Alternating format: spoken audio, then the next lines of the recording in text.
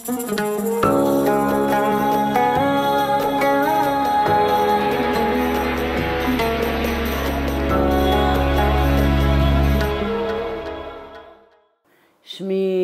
היום זה לוזון איריס או אינס, נולדתי כשם אינס.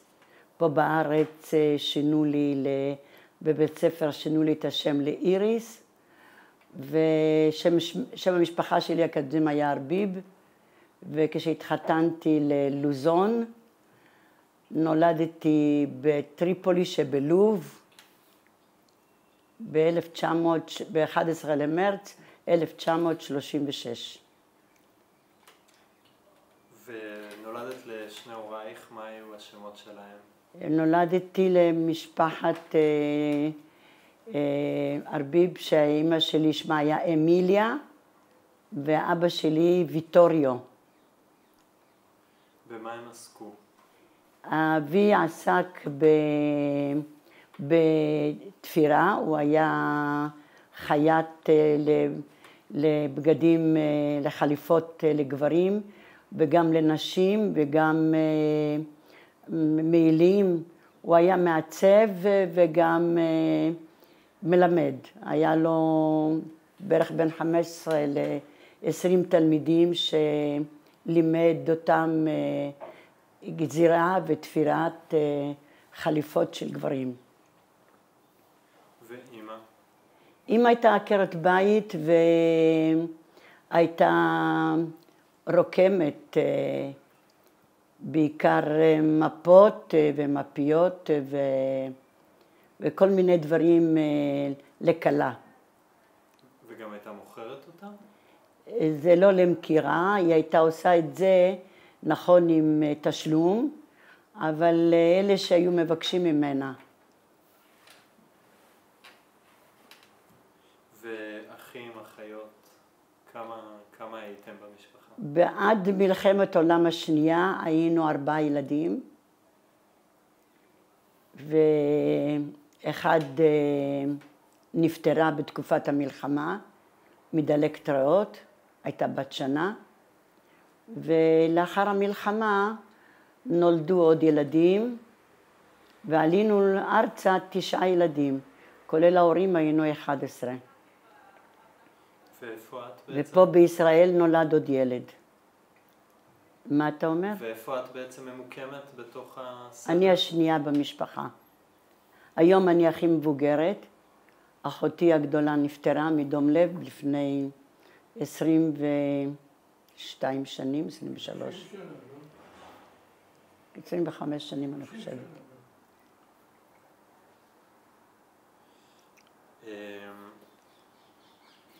סיפרת על זה שאמא הייתה עקרת בית ועשתה גם את מלאכות רקמה האלה. כן. איזה עוד מלאכות בית את זוכרת שהיא הייתה עושה? היא הייתה עושה הכל לבד. החל מניקיון וגידול ילדים וחינוך ילדים. היא הייתה הכל עושה לבד. כולל קמח, זאת אומרת הייתה מבררת את החיטה ואת השעורה, והיו לוקחים את זה למטחנה, לטחון, מהקמח הזה היו מייצרים סולת, וכל מה שצריך מהקמח היו מייצרים לבד. היה לה חדר מיוחד לעבד את הסולת ואת החיטה ואת השעורה שהיו טוחנים. הייתי ילדה והייתי זוכרת איך ישבנו איתה וביררנו את החיטה ואת השעורה לפני שלקחו את זה לתחינה. ואת הקמח, אם הם קנו קמח, קנו רק קמח אולי מיוחד, שלפעמים היו מייבאים מאיטליה בשביל עוגות מיוחדות אולי. אבל ככה הם היו מייצרים לבד.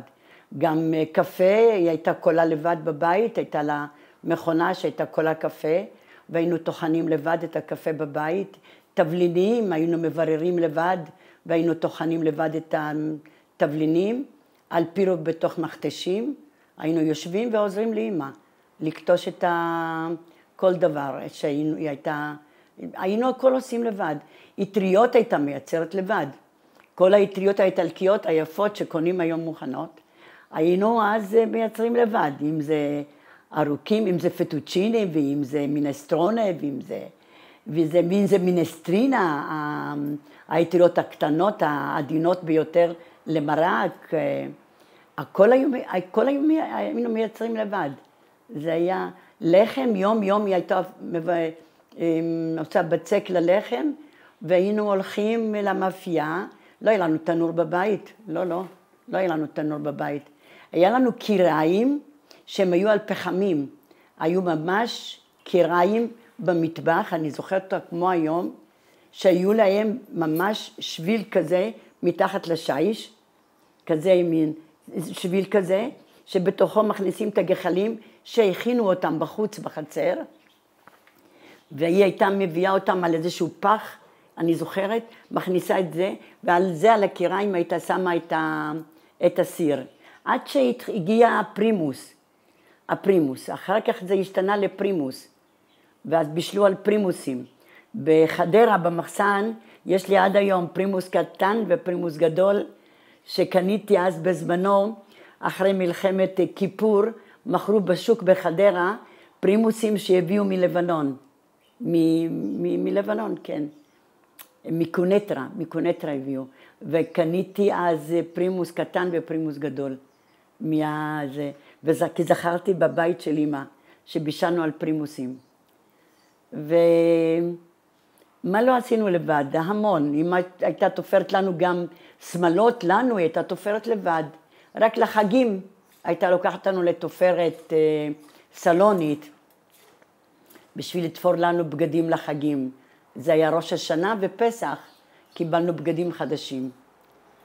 ולבנים קנו תמיד מוכן, אבל אבא שלי, לאחים שלי, הוא תמיד תפר להם את הבגדים, כי הוא היה חייט, הוא מעצב גם. היו לו חנויות, היה מייבא את הבדים מאיטליה, והיה נוסע פעם בשנה לבחור בדים וחוברות עם כל האופנה, ולפי זה הוא היה מקבל את הקונים שלו, את האנשים שבאים. אולי תראי לנו באמת את המטחנת קפה. מה? את המטחנת קפה. כן, בבקשה. יש לי זאתי קטנה, ויש לי גם יותר ארוכה פי 2. פה במגירה גם.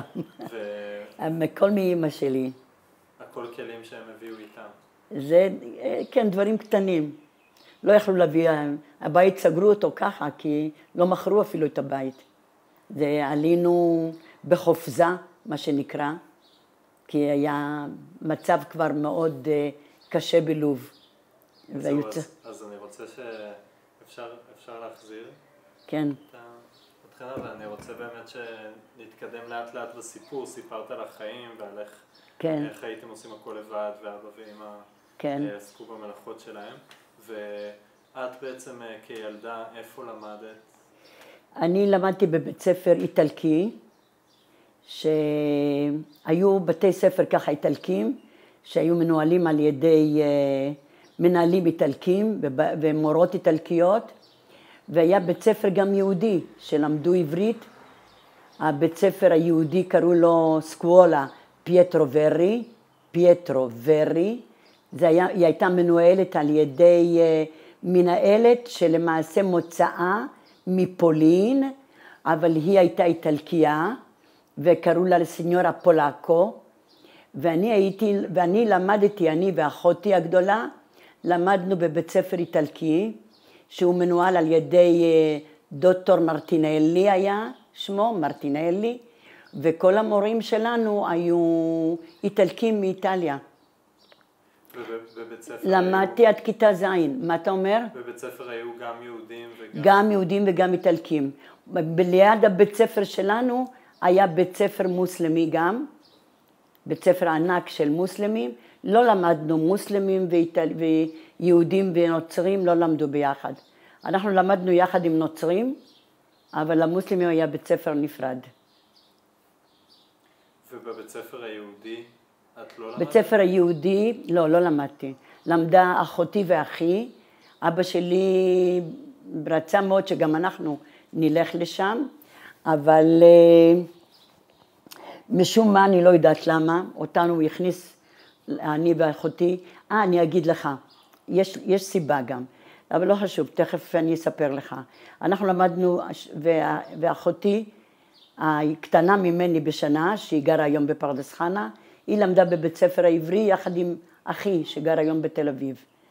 למדו בבית ספר עברי, ואנחנו למדנו לשון קודש, אחרי הצהריים היינו הולכים לחדר ולמדנו את האלף בית.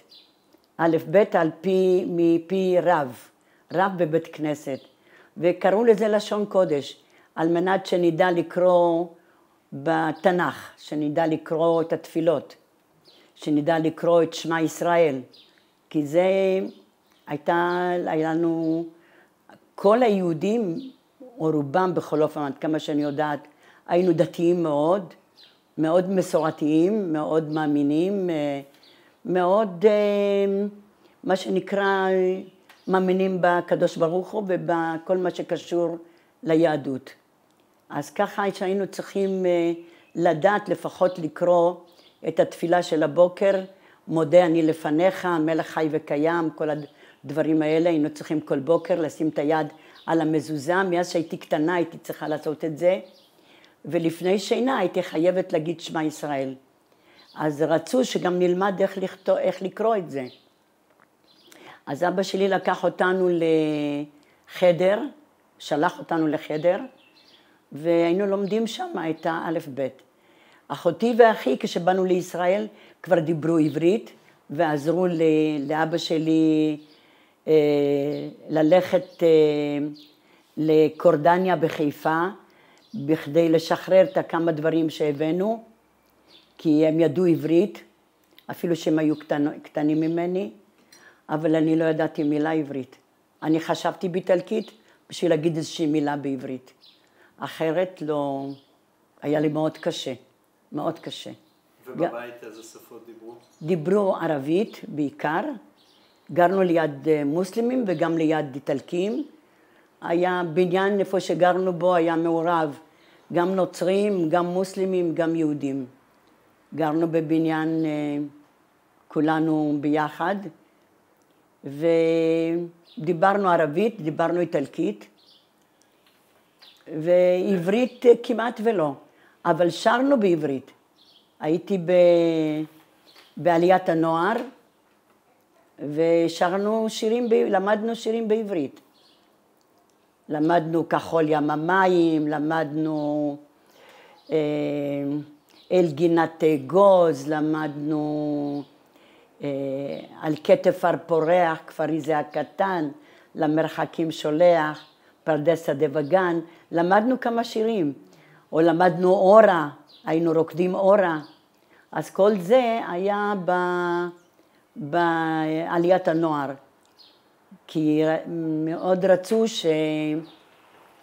שנתקרב מאוד ליהדות ולכל מה שקשור היו גם שליחים מהארץ, מהציונות, כי היה בטריפולי היה בניין ענק של בן יהודה ובניין של מכבי, והיו כאלה שהם היו חברי מכבי, והיו כאלה שחברי בן יהודה. אנחנו היינו חברי בן יהודה והיינו הולכים לאולם בבן יהודה, ושם היינו בנוער עובד, בעליית הנוער, לאלה שרצו לנסוע, להגיע לישראל, והיו הרבה שברחו, מה שנקרא, לא ברחו, איך קוראים לזה?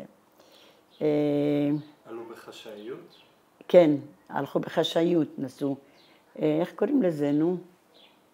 שנסו ברחו דרך הים. מעפילים? מעפילים.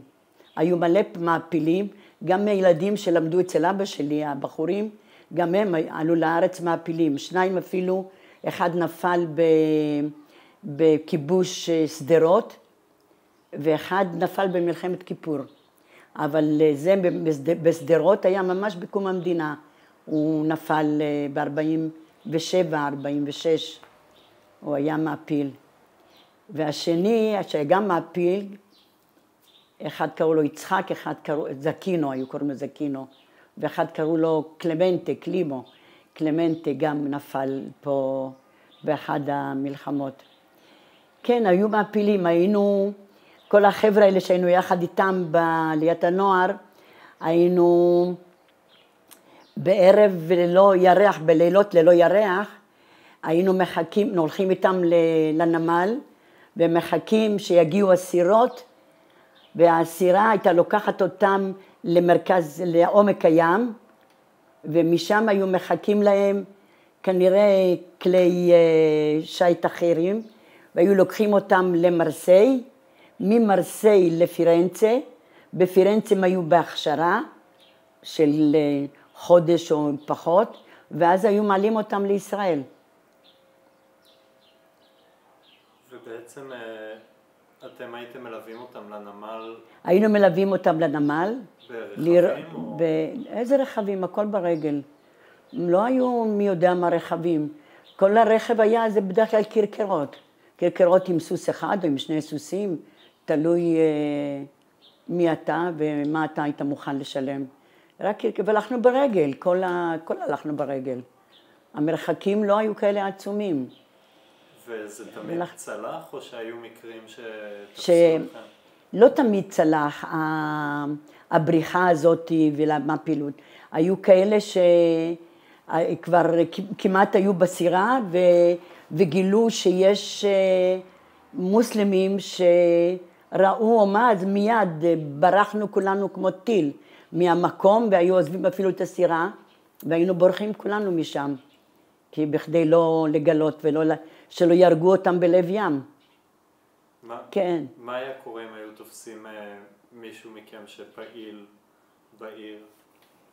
תראה, אני דברים כאלה לא כל כך הייתי בהם בדברים כאלה, כי הייתי ממש צעירה, הייתי בת 12-13, אני בגיל 15 הייתי לישראל, אבל להגיד אם כשתפסו אותם, בדרך כלל הרגו אותם, או הרגו אותם או שהרביצו אותם ולקחו אותם לכלא.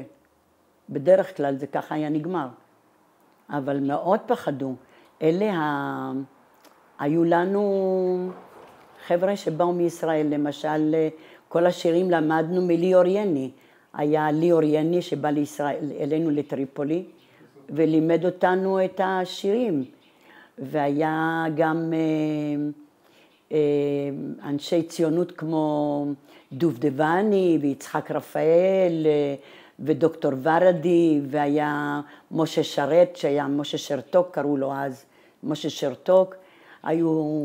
שהיינו פוגשים אותם בבן יהודה, באולם בבן יהודה, שהיו מספרים לנו על ישראל ועל העלייה לארץ ועל כיבוש של המדינה וכל זה, ומזה ספגנו את כל הדברים. אבל אני זוכרת מהסיפורים של אבא ואמא שכל השנים הייתה, איך אומרים, לעלות לישראל, כל הזמן דיברו על ירושלים ולעלות לארץ הקודש. אפילו שהחיים שלנו שם היו די שקטים ורגועים. היינו הולכים ברגל לכל מקום, היינו הולכים לראות סרט, היינו הולכים להצגות, אבא שלי היה מטייל איתנו כשהיינו ילדים, היינו מטיילים על אופניים בתוך העיר וקצת מחוץ לעיר, והיו לנו חיים, קשה לומר שהיינו כל הזמן בלחץ של אי שקט או מפחד. לא, אני שיחקתי עם ערבים, עם ערביות, וגם עם איטלקים. ידעתי את השמות של כל אחד ואחד, של כל ילד וילד. או כשהייתי הולכת לסבתא שלי, שהיא גרה ממש בשכנות עם ערבים, בבתים פרטיים באזור הישן של העיר, שהיה להם בתוך הבית באר למים מתוקים, ובאר למים לשימוש יומיומי, לספונג'ה, לכלים, לכביסה. היו שני בארות בתוך הבית. דרך הבאר היינו קוראים לשכנה. הייתה אחת, קראו לה נוריה, או אחת הייתה קוראים לה פאטמה, היינו קוראים לה, בואי, סבתא שלי מכינה נונה, סבתא זה נונה, נונה מכינה תה, אתם באים לשתות?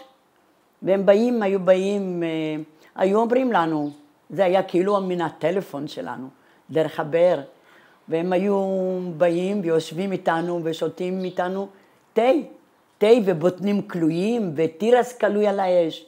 זה הייתה חוויה, חיינו יפה, חיינו טוב, עד שהתחילו הבעיות, התחילו הכיבוש פה במדינה, ושהיה כבר התחילה המגמה שרוצים עלייה לישראל. העלייה לישראל הייתה מטריפולי, מלוב, הייתה כבר בשנות ה-30. כבר עלו, עד כמה שאני יודעת לפי הסיפורים, כבר עלו יהודים לישראל. אבל בשנת 40 פלוס, אחרי מלחמת העולם השנייה, העלייה הייתה הרבה יותר חזקה. 42, 43, 40, דודים שלי עלו לכאן ב-48, 49, כבר עלו לישראל. ואנחנו עלינו ב-51, אבל עד אז חיינו יפה. עד לפוגרומים חיינו יפה. איך זה התחיל להשפיע באמת, העלייה? השקיעה התחילה עם הפוגרום הראשון ב-45. ב-1945, בת כמה הייתי בת 9, בת 10. היה הפוגרום הראשון, זה היה בספטמבר אני חושבת, בספטמבר 45. ממש התחילו נורא, שחטו בנו, הרגו, מה לא עשו. היה ממש קטסטרופה. אני זוכרת שהיו תריסים כמו כאן, אני זוכרת, תריסים האלה החשמליים רק אז היו ביד. היינו מרימים, קראו לזה סרצ'ינסקה באיטלקית. היינו מרימים את הסרצ'ינסקה לאט בשביל לראות אם ערבים עוברים, וצועקים, וין אל-יהוד, אדבח אל-יהוד, אדבח אל-יהוד. להרוג את היהודים, היו צועקים, אדבח אל-יהוד. ואמא ואבא שלא נתנו לנו שנפתח ונסתכל, אולי יגלו אותנו שגרים יהודים. וראינו איך עברו פעם אחת, ראיתי, עברו עם ראש של בן אדם, שהנה הרגו, רצחו. ולפי השמועות רצחו נשים, פתחו להם בטן, הוציאו להם ילד מבטן, היה משהו מזעזע. אחר כך פרסמו את השמות, היו מעל ל-350 איש שנרצחו אז, ב-45, בספטמבר 45. ואז אבא שלי אמר, זהו, לא נשארים. עכשיו בטוח לא נשארים. עכשיו היה לנו מוסלמים גרים בבניין, וגם בבניין השני, ממולנו יהודים, לידינו עוד יהודים, אבל מול הדלת שלנו, גרנו בקומה ראשונה, קומת קרקע, קומה ראשונה גרנו, בקומה שנייה, שלישית, גרה מצד אחד הדוד שלי, אח של אמא שלי, ומלמעלה יותר גרו מוסלמים. ומולנו גרו איטלקים, משפחת המדוצ'י. משפחת המדוצ'י פתאום אינם. הבית נעול, דופקים בדלת, הם לא עונים. אחרי הפוגרום, אז בכמה ימים, באיזה שבועיים, הם חזרו. אז אבא שלי שואל אותו, סיניור טוליו, מדוברה, איפה היית? אז הוא אומר לו, היה לנו אסור להישאר. הם עבדו בשדות הנפט, הביאו אותם מאיטליה. כשידעו שהולך להיות פוגרומים, הם חזרו לאיטליה. ולא אמרו לאבא שלי מילה. ואבא שלי אז אמר בזמנו, יותר אין אמונה באף אחד. אם שכנים כאלה ברחו מכאן בלי להגיד לנו מילה ולהזהיר אותנו, בכלל אין לנו מה להישאר פה. ואבא שלי נלחם אז עם המוסלמים שגרים בבניין, שהם לא ישמרו עלינו ועל הדודים שלי ועל כל אלה שגרו יהודים גם ממול, ויצעקו במרפסות שלהם שאין פה יהודים. הוא אמר להם, אתם רואים? יש לי בנזין. אני שופך בנזין וכל הבניינים פה יישרפו, כולל אתכם. אתם לוקחים את הילדים שלי עם אשתי ועם הדודים, ואתם שמים אותם אצלכם עד שהפוגרום ייגמר. 3 ימים לקחו אותנו דרך המדרגות, בדרך הגגות, והעבירו אותנו אליהם הביתה, ודאגו לנו 3 ימים לאוכל, ללינה, וזה היו מוסלמים. והם היו אנשים ממש משכמם ומעלה. הם עבדו בממשלה כפקידים גבוהים, והם היו ברמה. והם שמרו עלינו 3 ימים, אף יהודי, לא מבניין שלנו, לא מבניינים לידינו.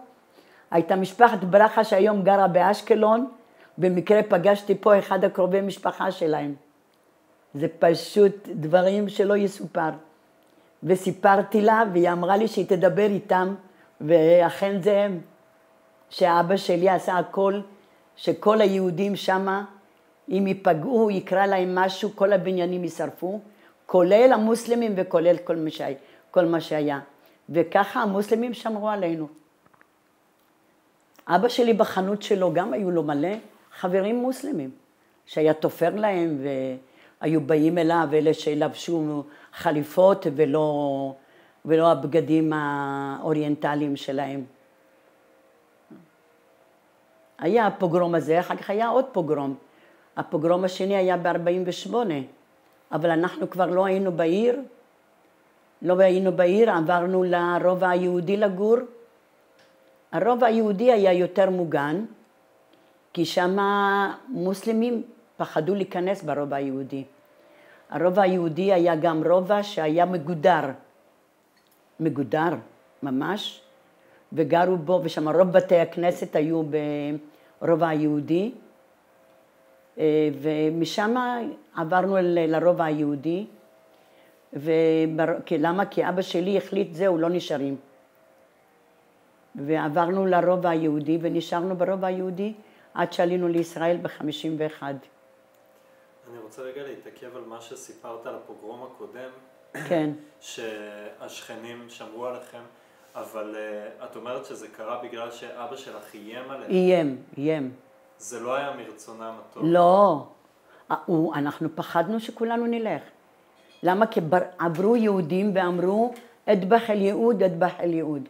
אדבח זה לרצוח את היהודים, להם, וכל הזמן צעקו, אם יש פה יהודים.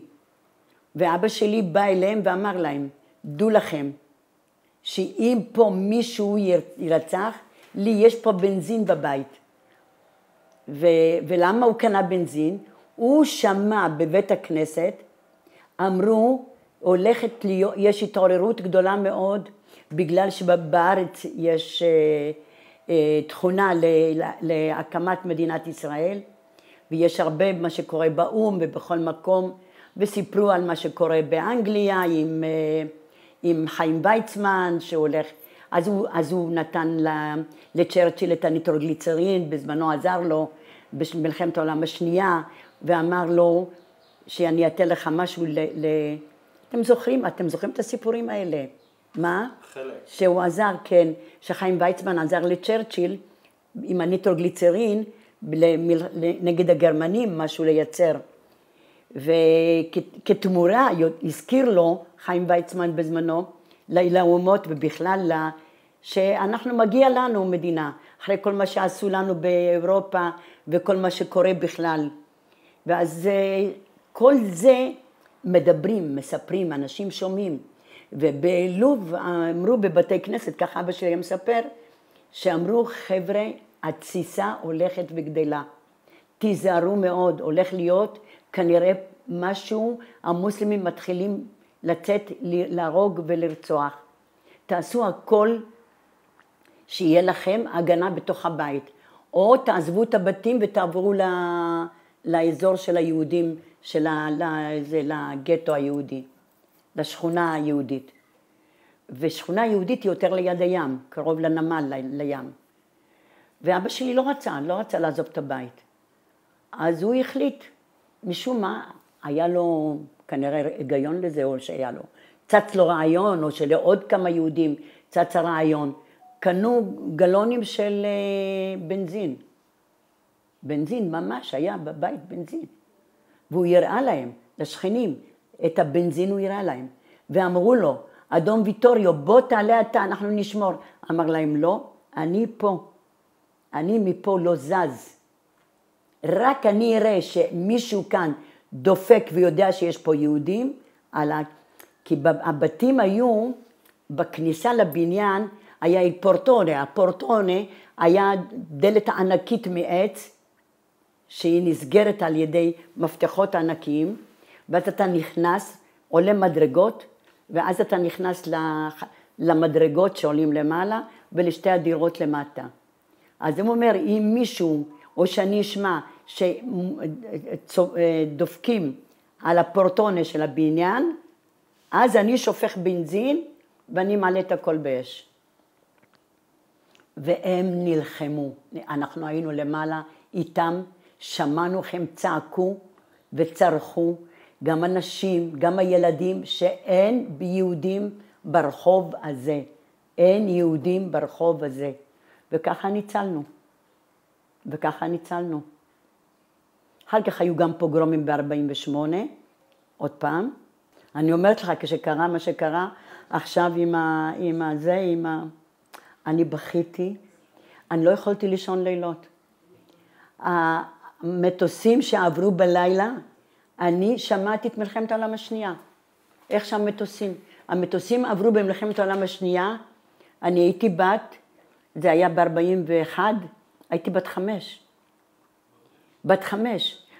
ברחנו מהעיר, מרכז העיר, לחוצה מהעיר. שם גרה הסבתא שלי, בבית פרטי גדול. עברנו אליה, ונפל בדיוק מטוס שהפציץ את הבית שלה. אבא שלי, תסלחו לי, היה בשירותים, הדלת של השירותים עפה, והוא קיבל חבטה, והיה משהו נורא, הבית נהרס. ואבא שלי מיד לקחו כל מיני דברים, אספו מטלטלים, וברחו איתנו. והמטוסים עוברים. אני שמעתי את המטוסים, אני לא יכולתי לישון. אמרתי לילדים שלי, חבר'ה, הנה אני מספרת, וכל הגוף שלי פשוט רועד. זה פשוט לראות מה שעשו ושחטו. אני נזכרתי מהראש הזה שהערבים עברו איתו, והייתי ילדה. זה לא יאומן, איך שזה השפיע עליי. זה תקופה, מה שעובר עלינו עכשיו.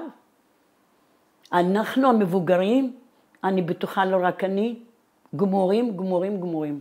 ממש. אני שמעתי מטוסים, אני לא ישנתי. איזה כדור? מישהי אומרת לי, תקחי כדור. למה שאני אקח כדור? אני רוצה להיות מציאותית. זה המצב. מצב נוראי. רצחו אז אותו דבר. זה מה שהם עשו, הם איומים. אמרתי, האשכנזים לא מכירים את המוסלמים. לא מכירים. היה אסור לתת להם מה שנתנו להם. ממש. לא ללמוד באוניברסיטה במקום יהודי שעשה את הצבא. לתת לו את הפריוריטי. לא. קודם היהודי שילמד. אפילו שאין לו את הפסיכומטרי ב-700 ומשהו. תנו לו, שילמד שנה ראשונה, לא יצליח, הוא ילקח משהו אחר. כל החבר'ה שלנו לומד בחוץ לארץ, ולמוסלמים נותנים מקום באוניברסיטה ללמוד. למה? זה עוול. זה פשוט עוול. לא יאומן. למה זה? ונותנים להם אדמות, תבנו. אתם לא מגיע לכם קומות, מגיע לכם רק פרטר. בוודאי. למה לא? עוד אדמה. למה? תבנו גם אתם על קומות. מה נתנו להם כל כך הרבה? הם לא מכירים מה זה מוסלמים. מוסלמים, תן לי, ואתה לך לא יישאר. אתה לא תקבל. אסור להאמין להם. הם רמאים, גזלנים. אם יש את המנסור אבו עבאס, הרופא הזה, שהוא היה בכנסת שלנו בתקופת בנט ולפיד, אין הרבה כמוהו. בחייכם, אין הרבה כמוהו. אומר י' פרץ, הוא אומר ערבי, הוא ערבי פרא, אפילו אם הוא יהיה רופא, אפילו אם הוא יהיה פרופסור, אפילו אם הוא יהיה, לא משנה מה. הוא יישאר פרא, הוא יישאר רע, והוא יישאר רק רמאי, כל החיים שלו. וזה נכון. אסור להאמין להם. ואיך זה היה כי באמת תיארת שלפני כן היחסים היו טובים ושיחקתם. עובדה. אז איך זה עליי? איך זה? שינפץ האמון הזה? כנראה, כי אתה רוצה את האדמה, שלדעתם לא מגיע לך שתהיה בעל בית. לא מגיע לך. פשוט מאוד. לא מגיע לך. אבל כל עוד שאנחנו נשלוט בך, הנה כמו רדואן. מה אמר רדואן עכשיו? מה לא ולנו? אנחנו לקחנו לו את טורקיה, לקחנו לו משהו? למה? למה הוא רוצה לבגוד בנו? מה עשינו לו? מה עשינו לאיראן? הם לא רוצים את קיומנו. הם לא רוצים שאנחנו נשלוט באיזשהו מקום. שתהיה לנו מדינה ונהיה עצמאים. אבל כל עוד שהיינו מתחתיהם היה טוב. אבא שלי אומר, כל עוד שאידריס א-סנוסי היה מלך בלוב, הוא היה טוב ליהודים. איך שהתחילו,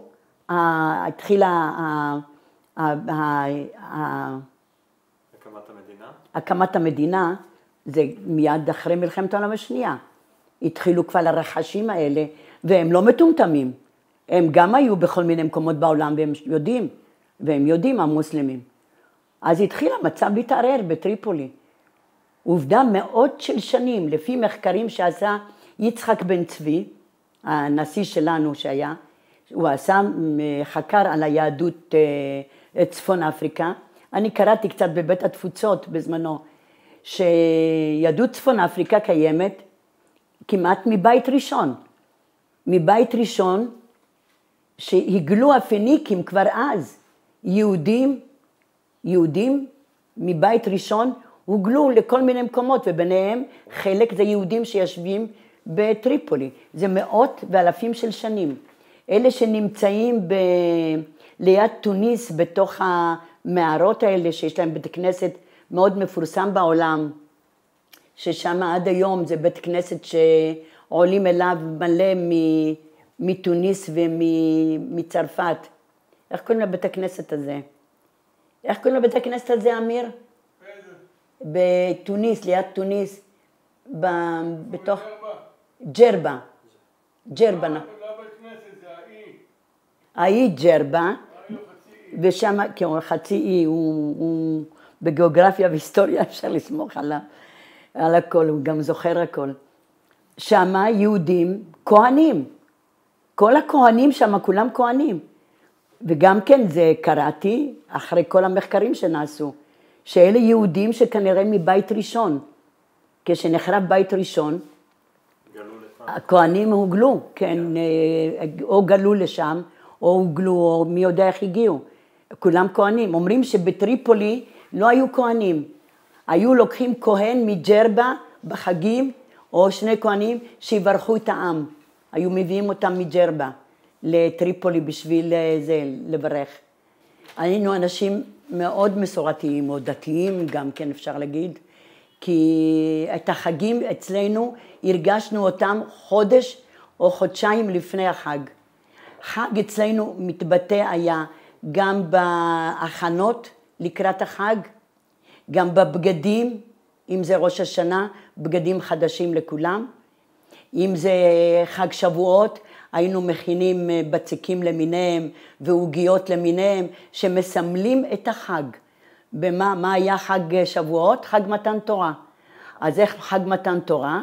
זה יש תורה ויש את משה רבנו ויש לוחות הברית ויש...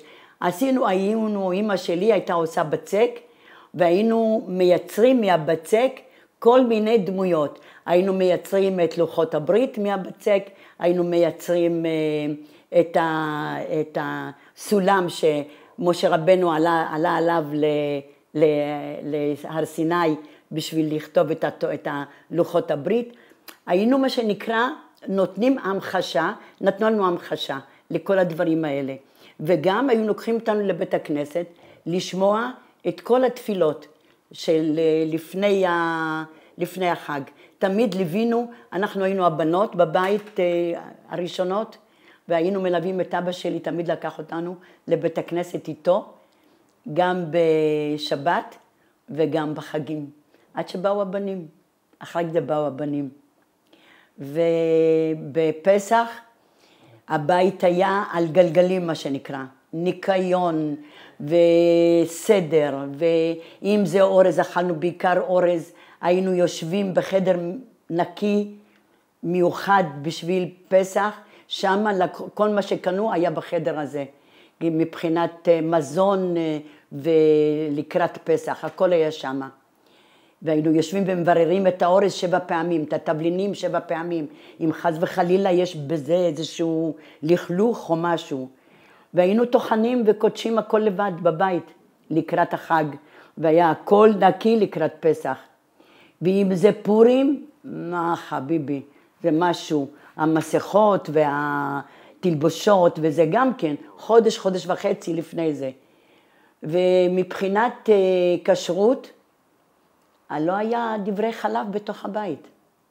אנחנו אכלנו רק דברי בשר, ואם שתינו חלב, זה היה בפינה שהיו כוסות מיוחדות לחלב, סכין מיוחדת לגבינה, שחס וחלילה לא הייתה נכנסת למטבח.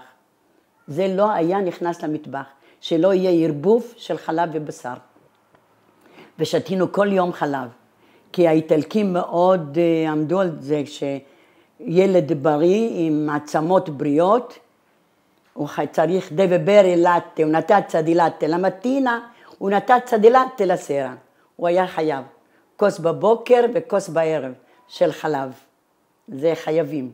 אז ככה תמיד הלכנו ללטריה די סטפנו, היינו הולכים, קונים את הליטר חלב בבוקר וליטר חלב בערב, והיינו שותים חלב, אבל הכוסות האלה לא נכנסו למטבח.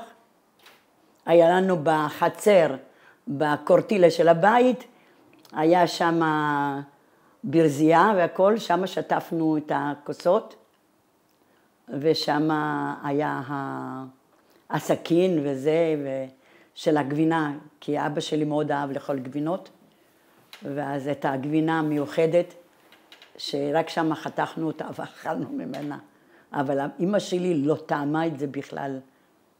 וזה למעשה בכיפור, וואו, אפילו 9 באב, אנחנו ידענו איך ישבנו על מחצלת על הרצפה, ואבא שלי היה יושב וקורא לנו את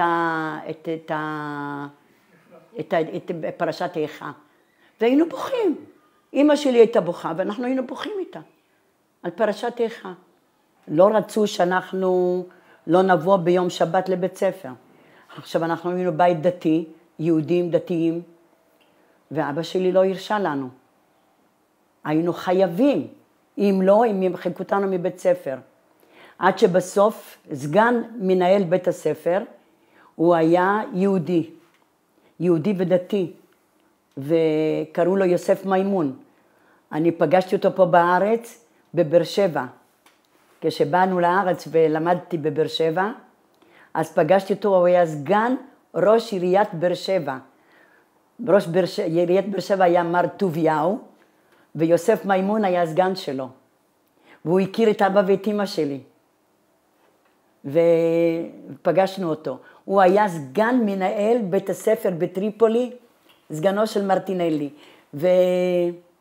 והוא ביקש מהנהלת בית הספר, שנבוא לבית ספר ביום שבת, בלי תיק ובלי לכתוב.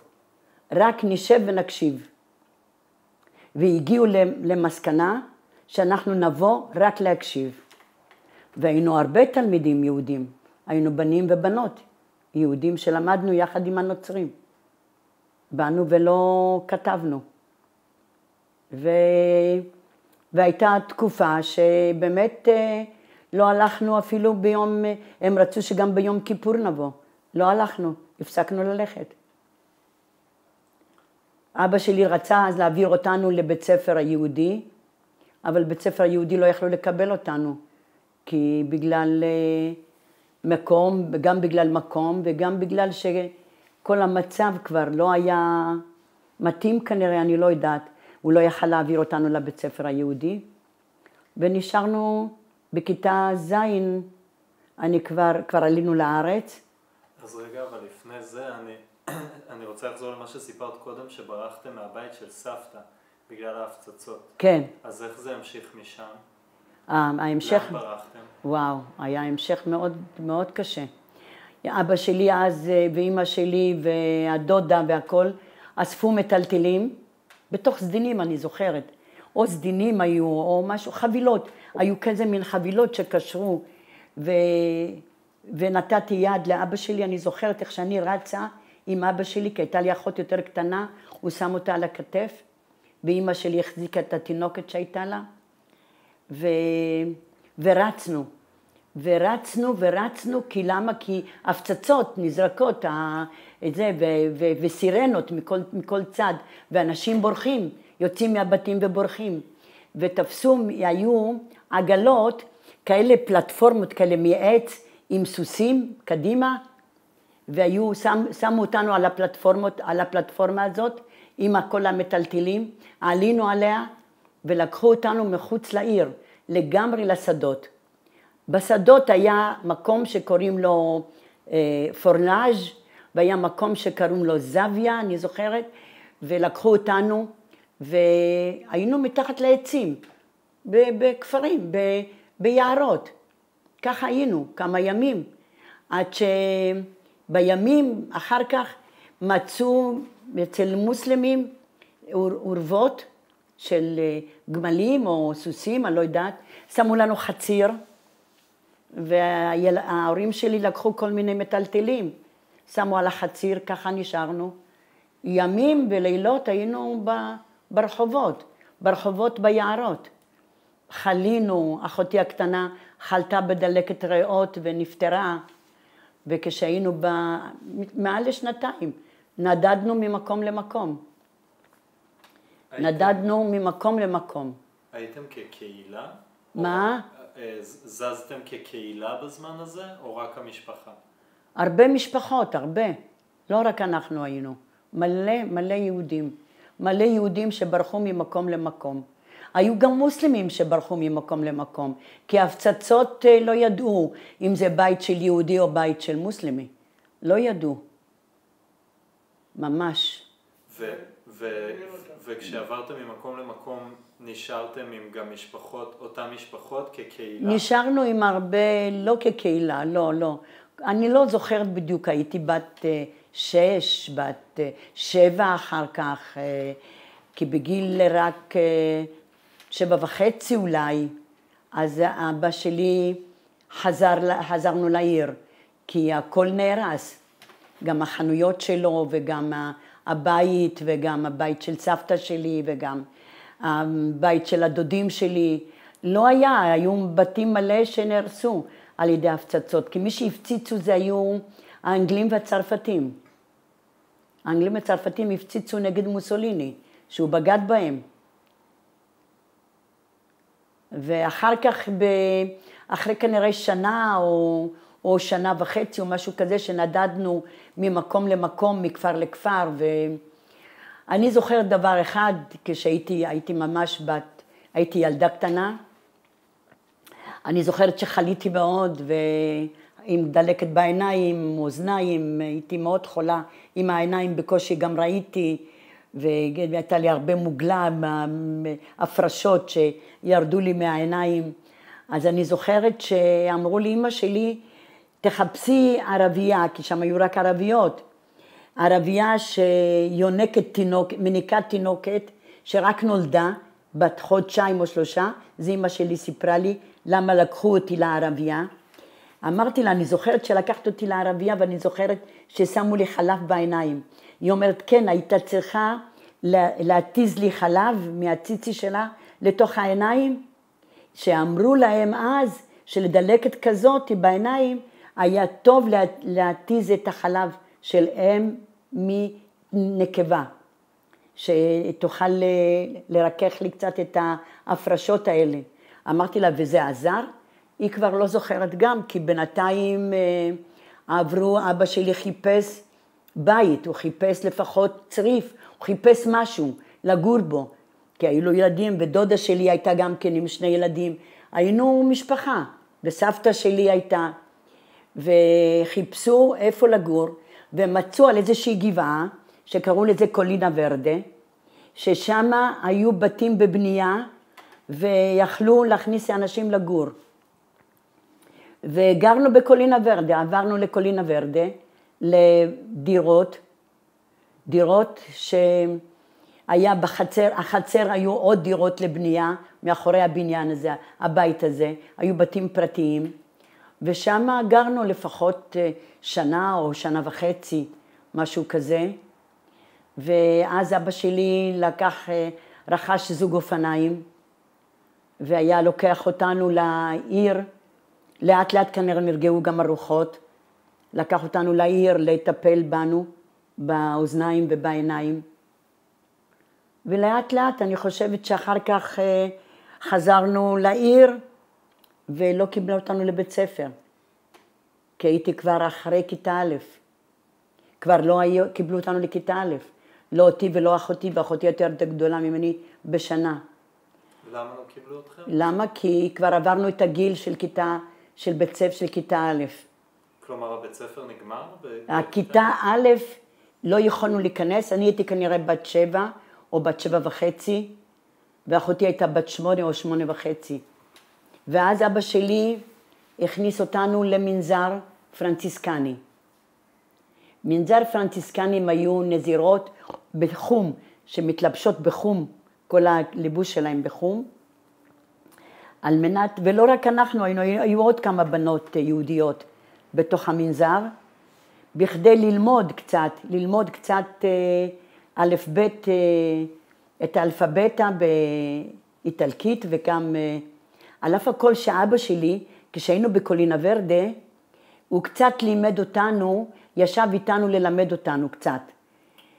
אותנו קצת גיאוגרפיה, קצת מפות, קצת להגיד לנו מה יש, איזה נחל עובר לאורך כל איטליה, איזה נחל עובר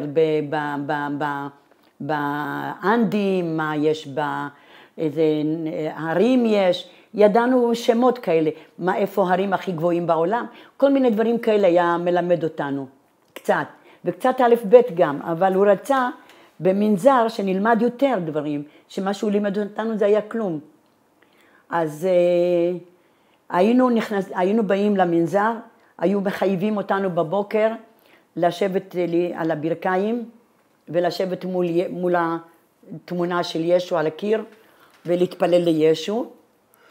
ובצהריים, לפני האוכל, היינו יושבים ליד שולחן ארוך, ענק, והיינו יושבים כולנו ליד השולחן, היינו מחכים למדרה, המדרה זה אם המנזר, עד שמגיעה המדרה, היה אסור לנו לזוז רק ככה, עד שהייתה מגיעה, ואיך שהייתה מגיעה, היינו צריכים לחזור על המילים שהייתה אומרת, שאנחנו מברכים את אלוהים, על שנתן לנו לאכול, ונתן לנו את המזון, לא, קודם את המזון שעל השולחן, ושבזכות המזון הזה אנחנו נהיה שבעים ונוכלים לאכול.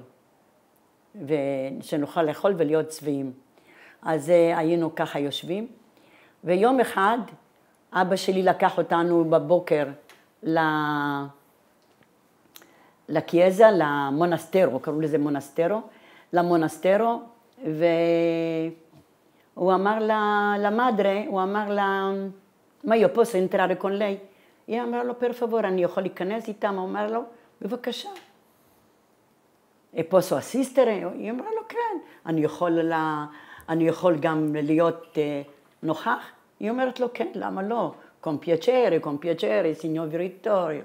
היו מאוד יודעים לעשות את הכבוד הזה, לתת ולכבד. ונכנס איתנו וזה, ופתאום הוא רואה שאנחנו מתיישבות, אני ואחותי, על הברכיים, מול ישו וזה, והוא היה גמור. חשב שהעולם כבר מתהפך לו. ככה הוא סיפר לנו. והוא עוד חיכה, והוא שומע שאנחנו אומרים, לודיאמו אל סיניורה, שאנחנו מודים לאלוהים אל סיניורה, ומסתכלים על ישו. לא על אלוהים, אלא על ישו.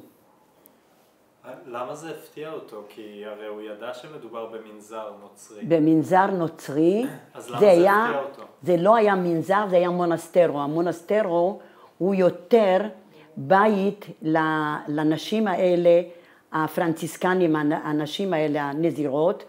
לא היו נזירים שם, רק נזירות. היו רק נזירות, והנזירות האלה הם יותר הקפידו על חינוך ולימוד. הוא לא חשב שאנחנו גם נתפלל. אנחנו יותר כבר לא הלכנו לשם, גמרנו. הוא באותו רגע לקח אותנו הביתה. ואז הוא הכניס אותנו ללמוד לשון קודש, אצל רבי בחדר. ויותר מאוחר עשה הכל בכדי שנלך לבית ספר, וקיבלו אותנו לבית ספר, לא לכיתה א', לכיתה ב', גם אחותי שהייתה יותר גדולה ממני, גם נכנסה לכיתה ב'. לבית ספר היהודי? לא, האיטלקי. האיטלקי. כן. עכשיו, איריס, אנחנו פשוט מתקרבים לקראת הסיום, ואני עוד רוצה לשמוע על העלייה שלכם. אז באיזה שלב שם התחלתם לדבר בפועל על עלייה ואיך זה קרה? אנחנו כבר בשנת 50 היינו אמורים כבר לעלות לישראל. בשנת 50. ב-1949, אמרתי לך, כבר ב-1948, אנחנו כבר עברנו ממרכז העיר, לאזור של היישוב היהודי, של הרובע היהודי. היה רובע יהודי גדול מאוד בטריפולי, שהוא היה קרוב לים, קרוב לנמל. היה רובע ענק. שם היה השוק היהודי הכי גדול. קראו לזה החרה הגדולה והחרה הקטנה. כמו שיש בארגנטינה גוארדלחרה. אתם מכירים את זה? גוארדלחרה? במקסיקו יש. יש גם בטריפולי חרה. גוארדלחרה הגדולה והקטנה. ושם גרנו כבר מ-49, למה? כי אבא שלי כבר רצה שנעלה לישראל. שנעלה. הדודים שלי כבר עלו ב-49 לארץ. ואנחנו נשארנו, בינתיים הגיעו, הארגון היהודי העולמי פתח בשכונה היהודית, פתח מרכז רפואי, לכל מי שצריך לעלות לישראל, צריך לעבור בדיקות רפואיות, עם רופאים, עם הכל. והלכנו לעשות בדיקות רפואיות, ומצאו אצלי כתמים בריאות. כנראה שאיזה שהם סימנים של דלקת ריאות. ואז עקבו את כל המשפחה לא לעלות. וכל הזמן הייתי הולכת לצילומים, וגם בגלל דלקות העיניים שהיו לי, היה לי גם כל הזמן אודם בעיניים ודמעות, גם בגלל זה לא רצו לעלות אותנו לישראל. לא נתנו אישורים. וככה הייתי בטיפולים. עכשיו, הסבתא שלי גם כן הייתה אישה חולה, והיינו באוזה, קראו לזה אוזה. אוזה זה משהו, ראשי תיבות של ארגון יהודי שנותן את הטיפולים ואת הבדיקות הרפואיות האלה, שהוא משהו בינלאומי יהודי מכל העולם. ובינתיים אמא שלי נכנסה להיריון. אך בשנת 50 נכנסה גם להיריון, ושוב מעכב עלייה לישראל. אז בסוף שנת 50 היא ילדה, ואז אני גם כן הרגשתי כבר כנראה יותר טוב, וגם עם העיניים, עם הכל, והחליטו שאנחנו יכולים לעלות לישראל. בשנת 51 ביולי עלינו לישראל. תספרי לי קצת על העלייה, מה לקחתם, איך נסעתם? העלייה לישראל כבר לא היה לנו מה לקחת חוץ מאשר דברים שאבא שלי אומר שאת הבית הוא לא יכל למכור, הוא סגר אותו, את החנויות שלו גם סגר, לא לקח מהם שום דבר חוץ מאשר לקח מספריים הגדולות שלו, לקח את המגהץ, ולקח את כל המידות האלה ששמים על בד בשביל לסמן, כל מיני סרגלים, לקח איתו, כל מיני דברים כאלה שהוא חשב כנראה שבארץ הוא יכול להמשיך בזה, אבל לצערי לא המשיך בזה. ומהבית אמא שלי לקחה דברים קטנים מאוד, ממש, כמו מה שאתה רואה, דברים מאוד קטנים. ואיך נסעתם? מה? איך ארזו את הכל ואיך נסעתם? ארזו בתוך ארגזים. היו ארגזים. ואז מה, כרכרה? ארגזים ובאוני, כן, בתוך, לא כרכרות לקחו. אמרתי לך, היו פלטפורמות כאלה מעץ, עם גלגלים וסוסים קדימה, וככה שמת על הפלטפורמות האלה את כל מה שיש לך, ולקחת. היו מזוודות עם בגדים, לקחו בגדים, לקחו כל מיני דברים כנראה שהיו צריכים, לקחו. אי אפשר להגיד שלא. אמא שלי גם לקחה כמה כלים, אני זוכרת, כשבאנו לשער העלייה, היו כמה כלים איתה. לקחו אפילו 2 מזרונים, הביאו איתם. 2 מזרונים מצמר לקחו איתם. עכשיו, כל העלייה איך גלגלו אותם, אני לא יודעת. מה? כל העלייה קרתה בחשאי בשלב הזה? עכשיו, סנוסי, שהוא היה מלך של טריפולי, משהו אני זוכר, אידריס סנוסי, אני זוכרת דבר אחד, שאז הוא אמר לארגון היהודי, לקומוניטה האבראיקה של היהודים, קראו לזה קומוניטה האבראיקה, שהוא היה ארגון שהוא שייך לכל הארגון העולמי, היהודי העולמי, שהמצב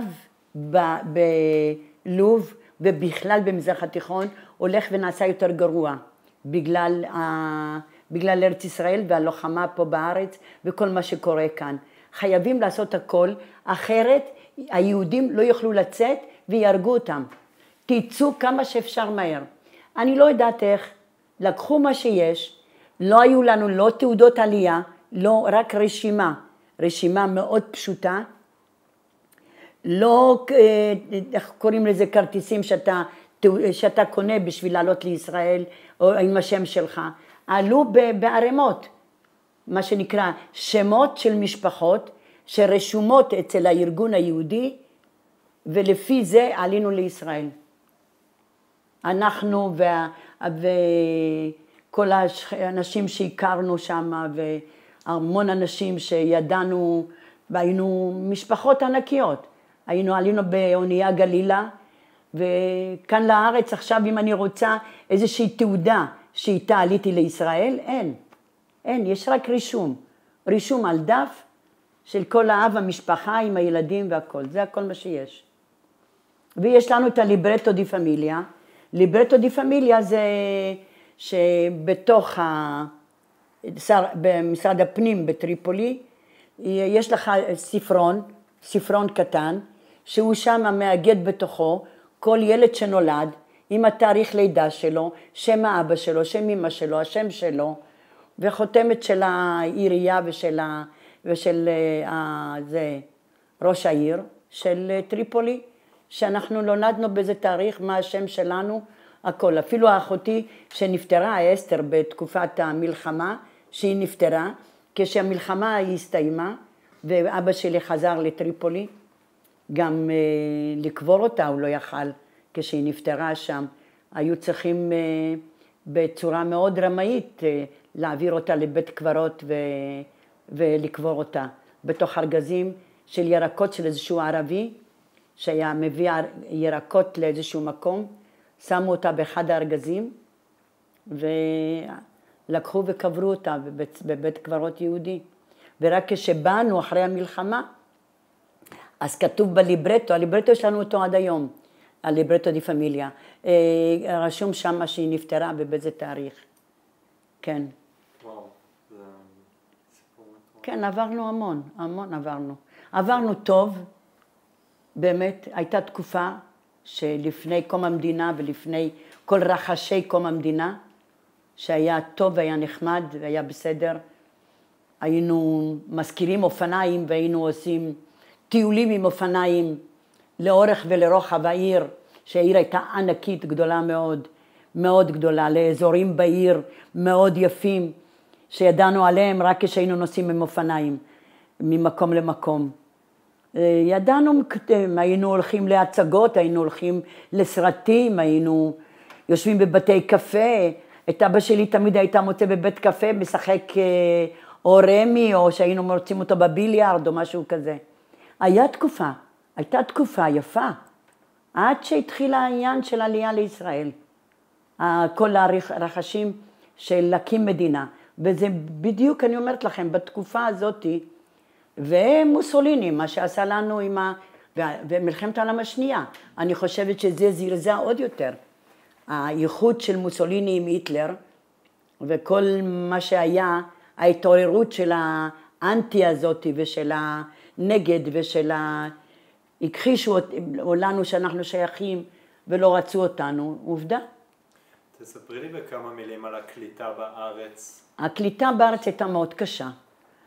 אנחנו ממש בכינו כי לא ידענו עברית, ואבא שלי ידע רק לשון קודש, והוא פנה לכל מקום באיטלקית או בערבית, והיה לו מאוד קשה.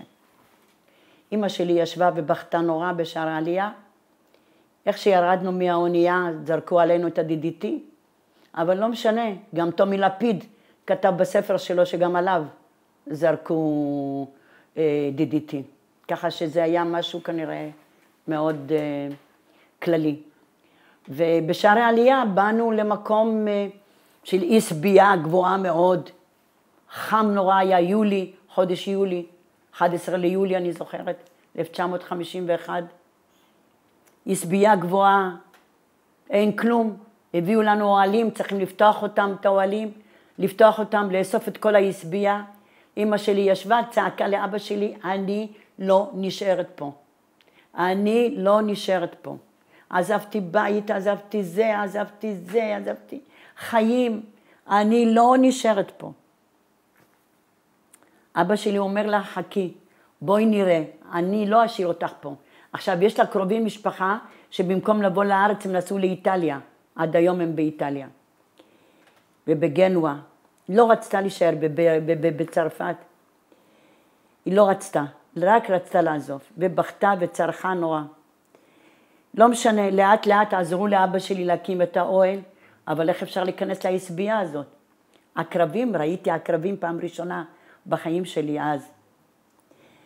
לא משנה, ניקינו וזה, והיינו שם. משם, אחרי 3 חודשים שהיינו שם, העבירו אותנו לבית עולים פרדס חנה, גם כן לאוהל, גם באוהלים. היינו כבר משפחה, כשעלינו לארץ היינו 9 ילדים. ואח שלי הקטן שנולד סוף 50, הוא היה בן חצי שנה. והתחיל להיות חולה. ואמא שלי נורא סבלה, אתה כל הזמן צריכה לחפש רופאים בשביל לטפל בו. היה נורא קשה. אני הייתי בת 15, בינתיים החודשים עוברים, אני כבר בת 15 וחצי, אחותי הגדולה 16 וחצי, אחותי הקטנה 14 וחצי, אנחנו כבר גדולות. מה? אין בית ספר, אין כלום. הקטנים, לאט לאט, מי שנכנס לגן, ושניים נכנסו לכיתה א', היו קטנטנים, אפילו זה שהיה צריך כיתה ב' כבר היה נכנס לכיתה א', לא משנה.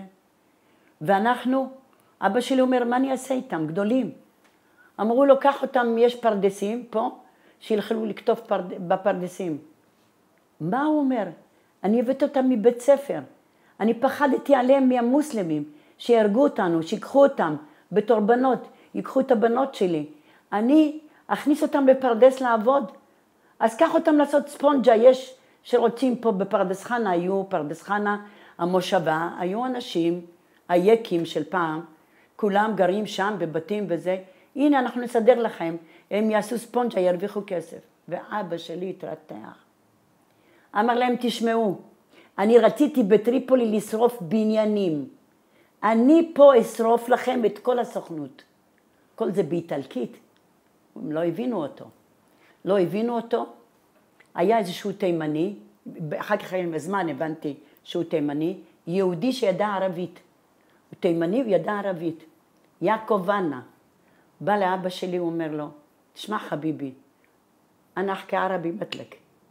בוא נעזור לך, אני עאון, אש בדק. אז הוא אמר לו, הילדים שלי למדו בבית ספר, פה ילכו לבית ספר. גם הבנות, הם ילכו לבית ספר. אין בית ספר, אני רוצה לאיטליה. אני לא רוצה להישאר פה.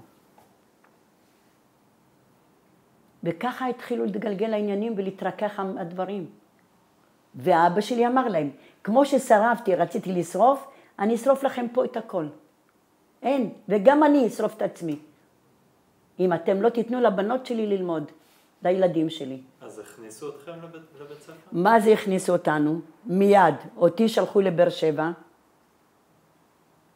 לבית החלוצות, שם ללמוד עברית. היה לנו מורה מגיבים, מקיבוץ גיבים, לימד אותנו עברית, התחלתי ללמוד. אחותי לקחו אותה לטבריה, גם כן ללמוד. אחותי הקטנה לעפולה, אבל היא ידעה עברית, כי היא למדה בבית ספר יהודי. היא ידעה עברית. אמרו לה, רגע, את פה תלמדי עברית, תהיי מורה.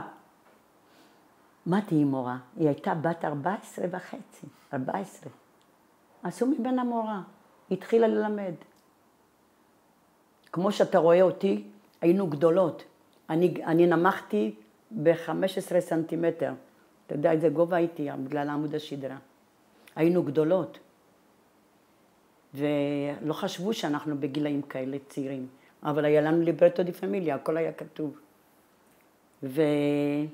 ואחותי, אני למדתי שמה, למדתי עברית, למדתי כל מיני דברים בשביל לעשות השלמה על מנת שאני אדע עברית. עכשיו היה חוסר אחיות, לא היו אחיות בארץ, והמצב גרוע. לקחו אותי לבית חולים הדסה בבאר שבע, בית חולים של הדסה ירושלים, שהוא נפתח בבאר שבע, ולמדו אותי שם כבר להיות אחות. אחרי שנה וחצי שהייתי למדתי כל מיני דברים בעברית, חשבון והיסטוריה ועברית וכל מיני, קצת דקדוק, מכל דבר קצת, מין פוטפורי כזה של כל מיני דברים. וככה נעשיתי אחות, למדתי אחר כך בבית ספר לאחיות, שנה וחצי, הייתי אחות מעשית, וכבר טיפלתי באנשים. היה פעם אוטובוס שהיה צריך להגיע להר הצופים, ובמעלה הקרבים שם דפקו את כל האוטובוס, עם כל 50 חבר'ה חיילים שקיבלו, מה זה מכה? טיפלתי בחיילים האלה. הייתי תלמידה בבית ספר לאחיות, בת 17 או 18. טיפלתי בחיילים האלה שקיבלו את המכה הענקית הזאת.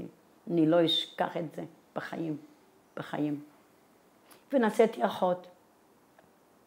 אחר כך חזרתי לפרדס חנה, והתחלתי לעבוד בבית חולים שער מנשה, זה בית חולים של הג'וינט בעולם, בארץ ובעולם, שכל היהודים שהגיעו מהשואה, זקנים, צעירים, הכל, והיו חולים והיה להם בעיות, היו בבית חולים בשער מנשה, ליד קיבוץ עין שמר, בית חולים ענק, שהיה פעם מחנה צבאי של הצבא האנגלי, הכל הג'וינט לקח את המקום, זה ארגון יהודי עולמי של האמריקאים, ופתחו שם מקום וקלטו את כל אנשי השואה. ואנחנו טיפלנו באנשי השואה. מי שהלך לבתי אבות, מי שהלך לדירות, מי שהלך בכלל לעצמאות, לעבודה ולגור בעיר. היה שם ממש מיון ענק.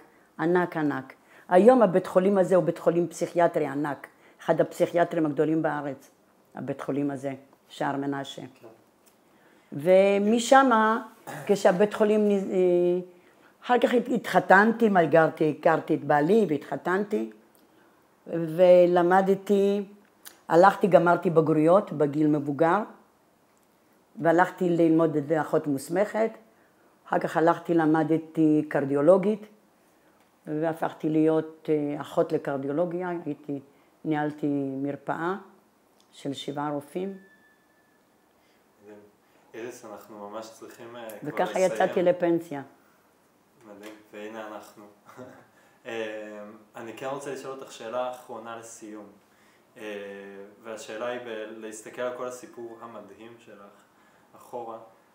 איזה מסר יש לך לדורות הבאים? לדורות הבאים, אין כמו ארץ ישראל, לא לצאת מהמדינה, לא לבנות בית באף מדינה בעולם, רק פה. מי שרוצה לראות כמו יוון היפה, או ברצלונה היפה, או ליסבון המפוארת, או רומא שנבנתה, יכולים לבנות גם פה בארץ אותו דבר, אותה ארכיטקטורה, אותו היופי, רק שיבואו לכאן וילמדו גם פה שפות. בשביל ללמוד שפות אני לא צריכה להיות לא ביפן ולא בסין. הבת שלי ידעת סין לדבר ומדברת סינית פרפקט, מנדרינית, כשלמדה פה באוניברסיטה בירושלים סינית. ומסיני דיברה סינית, עם כל סיני מדברת סינית. והיא למדה פה בישראל. לא לבנות בתים בעולם, רק פה במדינה. להיות ציוני, להיות יהודי, להיות עם הערכים היהודיים שלנו. עם האמונה העמוקה שלנו. מי שיודע קצת אמונה, ומי שיודע קצת יחס לערכים היהודיים, הוא יכול לאהוב את המדינה. לא חייבים להיות דתיים בשביל לאהוב, לעשות קידוש בערב שבת, או ביום שבת, או במוצאי שבת לעשות הבדלה. זה רק מביא ברכה לבית. זה רק מביא רוח טובה לאדם עצמו, נחת לאדם עצמו. כי המילים הן יפות, המילים הן רק ברכות ומבורכות. וזה מה שאנחנו צריכים, ולאהוב אחד את השני, לתת אחד לשני. אני עד גיל 80 עבדתי, במה עבדתי אחרי הפנסיה? הלכתי לעזור לקשישים. הייתי בדירות של קשישים, להסתכל על התרופות שלהם, מה הם לוקחים, מה הם לא לוקחים, לעזור להם מה להוריד, מה אולי עבר זמן, אולי עבר תאריך.